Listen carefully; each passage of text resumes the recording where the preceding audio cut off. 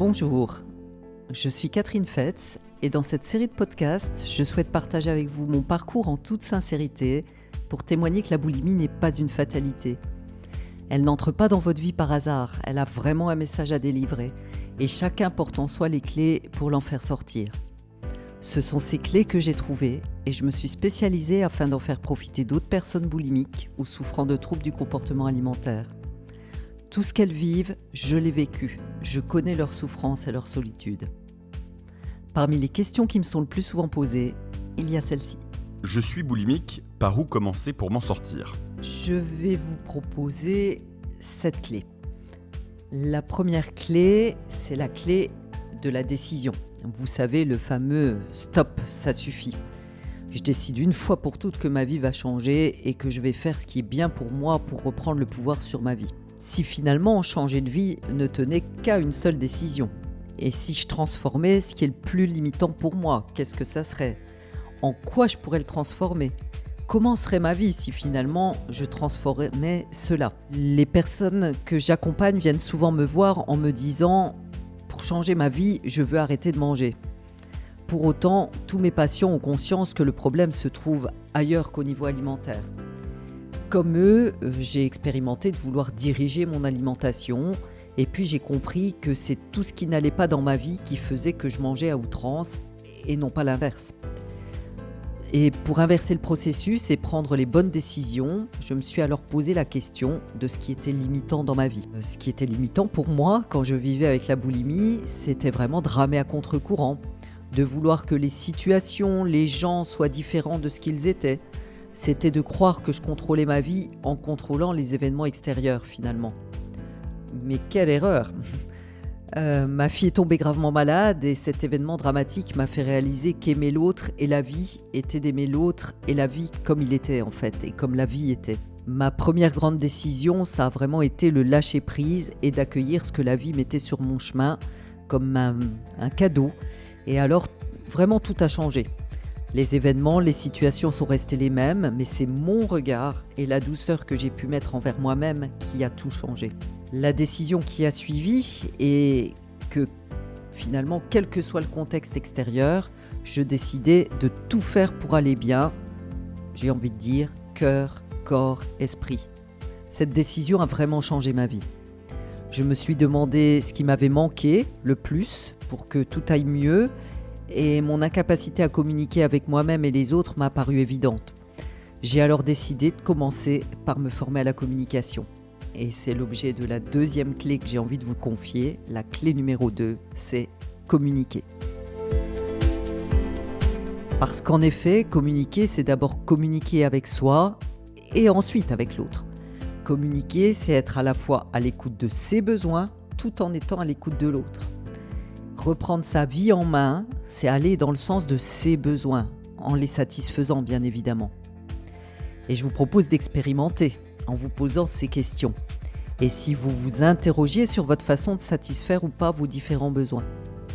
Votre besoin de sommeil est-il satisfait ? Votre logement vous convient-il ? Êtes-vous bien avec les gens que vous côtoyez ? Pouvez-vous vivre en accord avec vos valeurs chaque jour ? Finalement, où en êtes-vous de ces différents besoins ? Avez-vous conscience qu'en ne les satisfaisant pas, vous perdez le sens de votre vie, le pouvoir sur votre vie, et que vous créez du vide que vous cherchez ensuite à combler avec des aliments ? La clé numéro 3 que je vous propose d'expérimenter, c'est de se reconnecter à ses valeurs. Les valeurs, c'est assez simple à définir, c'est finalement ce qui est le plus important pour vous. Connaître ses valeurs permet de voir si on vit le plus souvent en phase avec qui on est. Aller dans le sens de ses valeurs, c'est aller dans le sens de son accomplissement. Alors là aussi, je vous propose d'expérimenter. Je vous propose de prendre conscience du décalage entre ce que vous vivez et vos valeurs et de noter ce décalage. Et puis, je vous propose de passer à l'action. Quelles habitudes néfastes pour vous pouvez-vous changer, par exemple ? Êtes-vous prêt à accepter de vivre un moment inconfortable ponctuellement pour retrouver du confort dans la durée ? La question est donc, qu'est-ce qui est le plus important pour vous ? Vivez-vous ces valeurs au quotidien, dans votre travail, avec votre conjoint, avec vos amis, avec vos enfants ? Pour aller à la recherche de vos valeurs, je vous propose de prendre conscience également de vos talents. Qu'est-ce que vous faites facilement? Qu'est-ce que vous faites avec plaisir sans voir le temps passer? Que faites-vous avec facilité? Car en effet, la facilité va dans le sens de l'envie, de notre accomplissement. Pour trouver les éléments de réponse, vous pouvez aussi vous demander « mais qu'est-ce qui me déplaît tellement dans ma vie ?» C'est souvent plus facile finalement d'aborder les choses par cette question. Et puis, vous pouvez pivoter à 180 degrés en vous demandant ce que vous feriez à la place. Imaginez que comme ma patiente Sylvie, la valeur la plus importante pour vous est le partage et que parce que vous ne mettez pas de limite à votre implication dans votre travail, vous êtes tellement fatigué que vous ne trouvez jamais le temps de voir les gens qui comptent pour vous. Imaginez qu'au lieu d'être présent pour les vôtres dans les moments importants, vous n'ayez pas la force de sortir de chez vous.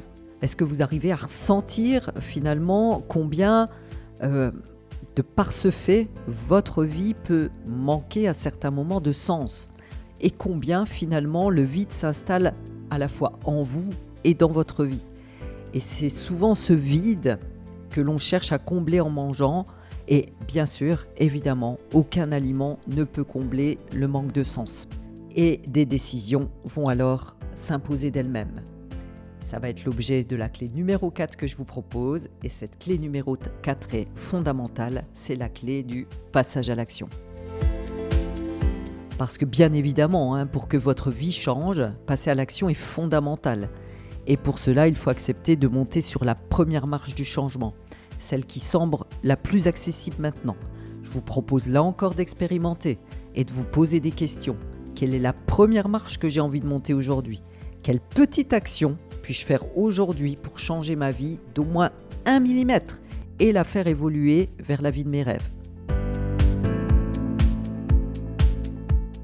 Je vous propose la 5e clé, qui est la clé de la transformation de ses pensées et de la culture de la pensée positive.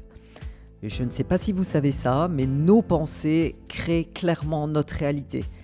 Si toute la journée vous avez un petit vélo dans la tête qui dit « je suis moche, je suis nul, je ne vais pas y arriver », je crois que bien évidemment vous n'allez pas vivre ce que vous avez envie de vivre. Par contre, j'ai une bonne nouvelle, c'est que les pensées se transforment. Et je vous propose là encore d'expérimenter. Je vous propose vraiment de faire l'expérience par vous-même. La première étape, évidemment, c'est de prendre conscience de ces pensées. Les noter quelle est la pensée qui tourne en rond dans votre tête sans cesse, c'est important. Puis, je vous propose de poser une intention positive. Par exemple, aujourd'hui, je prends soin de mon corps. Aujourd'hui, j'écoute mes ressentis. Aujourd'hui, je prends mon temps pour manger. Aujourd'hui, je vis ma journée à fond en restant moi-même à tout moment, etc. Je vous propose de répéter cette phrase pendant toute votre journée, le plus souvent possible quand vous y penserez. Bien évidemment, au début, ça demande un petit effort et ça demande de se concentrer, absolument comme tout apprentissage. Et puis, c'est de plus en plus facile et on finit par transformer ces pensées négatives, j'ai envie de dire, sans même y penser. Dès que vous voyez une pensée qui ne vous sert pas, je vous assure, transformez-la en une pensée plus porteuse pour vous. La 6e clé, c'est la clé du lâcher-prise. C'est un sujet qui revient souvent chez mes patients, le contrôle vs le lâcher-prise. Est-ce que vous avez déjà remarqué combien juger l'autre ou penser ce que pourrait penser l'autre est un moyen de ne pas regarder en soi ce qui ne fonctionne pas de la bonne manière ? La clé dans ce cas-là, c'est de se recentrer sur soi pour être bien avec soi et donc avec les autres. Et cultiver le non-jugement vis-à-vis de soi et vis-à-vis des autres. Et c'est vraiment, je prends conscience que je ne suis pas responsable de l'autre, je laisse à l'autre la responsabilité de sa vie, de ses pensées, de ses actes, et je prends la responsabilité de ma vie et de mes actes. Encore une fois, je vous propose, si vous le souhaitez, de noter les endroits où vous jugez et ceux où vous vous sentez jugé. Et finalement, de vous poser la question, est-ce que cela vous apporte la tranquillité ? Ou cela vous met-il dans un état émotionnel inconfortable ? Repérez ce juge intérieur qu'est votre mental. Vous savez, celui qui veut toujours tout contrôler et qui se traduit par une espèce de bavardage intérieur incessant. Et surtout, dites-lui « stop » en vous contentant de constater les faits. Envoyez votre mental en vacances sur un transat et voyez combien vous vous sentez plus léger, plus en paix avec la vie. Soyez fiers d'avoir fait ce pas et remerciez-vous d'avoir osé le faire. La clé numéro 7, qui est une clé importante, est la clé de la gratitude. Je vous propose vraiment de focaliser sur tout ce qui va bien dans votre vie et d'en être reconnaissant.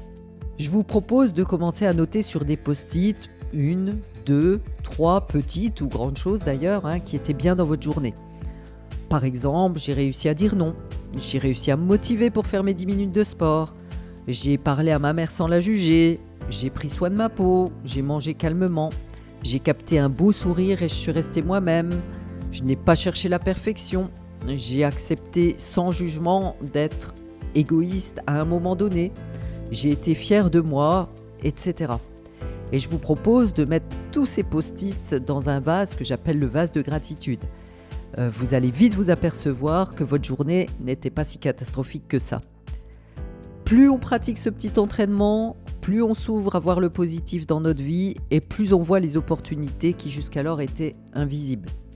Passer par ces étapes permet de se reconnecter, de reconnecter le corps, le cœur et l'esprit.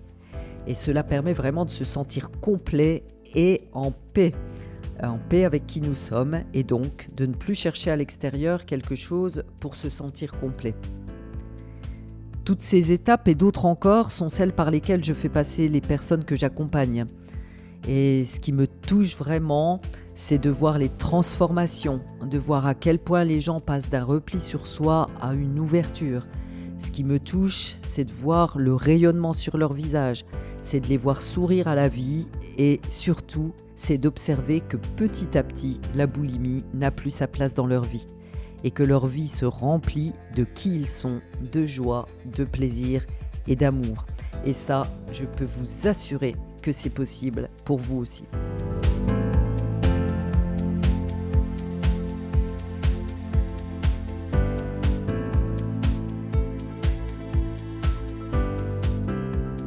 Si vous en ressentez le besoin, n'hésitez pas à me contacter. Je vous accompagne où que vous soyez, en visio ou en présentiel. Je sais combien la boulimie est une souffrance au quotidien et je m'engage avec tout mon cœur et toute mon expérience à ce qu'ensemble, nous puissions créer votre nouvelle réalité. C'est vraiment avec le cœur que je vous embrasse.